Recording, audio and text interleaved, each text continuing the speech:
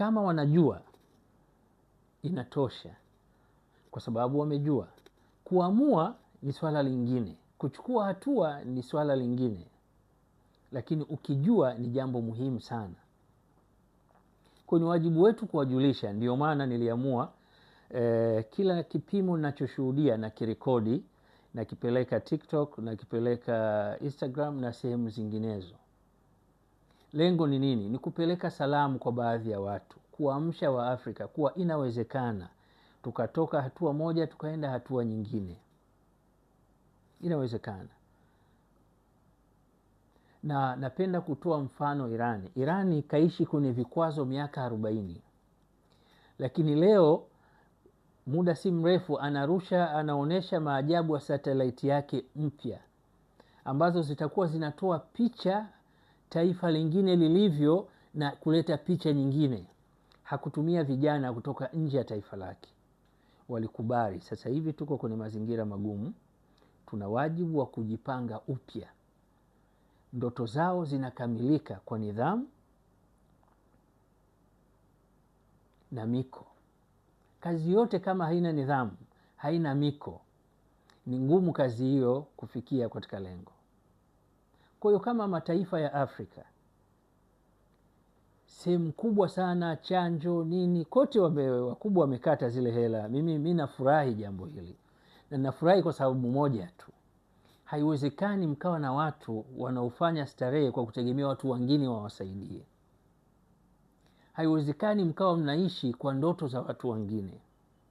Haiwezekani mkawa mnaishi kwa pesa za watu wengine. Wakati mmesoma na mnajinasibu mmesoma, mlivyokuwa watu wa ajabu, badala kuongea kiha mnaongea lugha ya wazungu, wasema hii lugha wataalamu. Yaani lugha ya watu waliowatawala ndio lugha bora kwenu kuliko lugha yenu ya asili. Halafu mtu wa namna hii anakuaje na akili bora?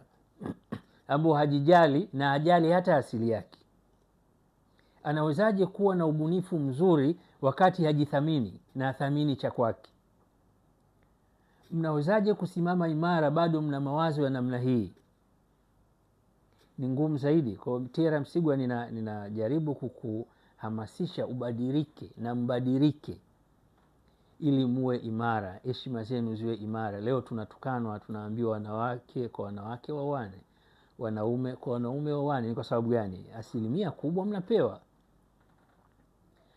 Ukikataa hatutokusaidia na wewe hujiwezi. Ukiwa kwako utavimbisha mapua kuwa ufati, lakini utasarenda kwa sababu huna kipato.